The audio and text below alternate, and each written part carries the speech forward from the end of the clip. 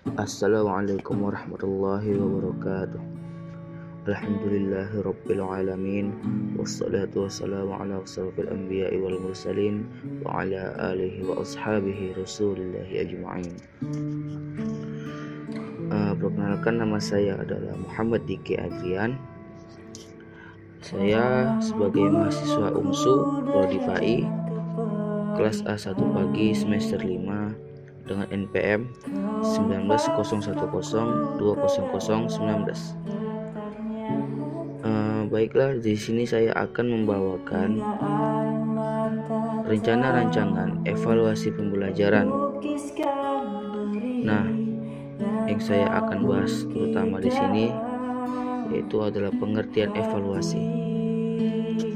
Evaluasi adalah suatu alat untuk menentukan apakah tujuan pendidikan dan apakah proses dalam pengembangan ilmu telah berada di jalan yang diharapkan.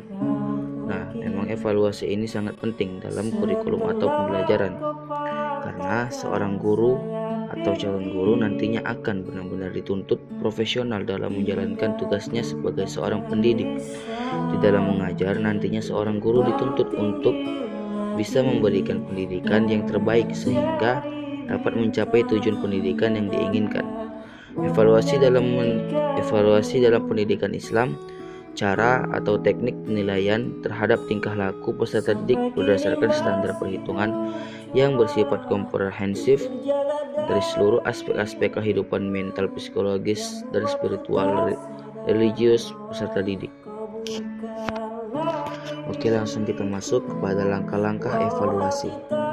Baik, mata pelajaran yang saya pakai di sini adalah mata pelajaran fikih kelas 7. Nah, langkah-langkah evaluasi itu seperti yang sudah dibahas oleh teman saya kemarin, ada 6. Yang pertama, menyusun rencana. Yang kedua, menghimpun data. Yang ketiga, melakukan verifikasi data. Yang keempat, menarik kesimpulan. Dan yang kelima, mengolah dan menganalisis data. Yang keenam, tindak lanjut hasil evaluasi. Kita langsung bahas yang pertama, menyusun rencana. Menyusun rencana evaluasi hasil belajar. Nah, perencanaan evaluasi hasil belajar itu umumnya mencakupi: yang pertama, merumuskan tujuan dilaksanakannya evaluasi. Hal ini disebabkan evaluasi tanpa tujuan maka akan berjalan tanpa arah dan mengakibatkan evaluasi menjadi kehilangan arti dan fungsinya. Nah, oleh karena itu kita harus mengetahui apa tujuan dilaksanakannya evaluasi. Nah, langsung saja saya bahas. Tujuan dilaksanakannya evaluasi terkhusus dalam pendidikan Islam adalah untuk mengetahui pemahaman peserta didik terhadap materi pembelajaran, baik dalam aspek kognitif, psikomotorik maupun afektif. Namun, dalam pendidikan Islam, tujuan evaluasi lebih ditekankan pada penguasaan sikap afektif dan psikomotorik ketimbang aspek kognitif. Jadi, dalam hal ini kita dapat mengetahui bahwasanya dalam melaksanakan evaluasi pendidikan Islam harus lebih banyak menekankan aspek afektif dan psikomotorik yaitu sikap. Oke, selanjutnya memilih dan menentukan teknik yang akan dipergunakan di dalam pelaksanaan evaluasi. Misalnya apakah menggunakan teknik tes atau non tes. Nah, saya di sini menggunakan teknik evaluasi tes karena di masa sekarang ini memang masih pandemi, akan tetapi sudah banyak sekolah-sekolah yang memasuki pembelajaran offline. Oleh karena itu, teknik evaluasi yang digunakan pastinya akan menggunakan teknik tes, yaitu berupa pilihan berganda atau esai.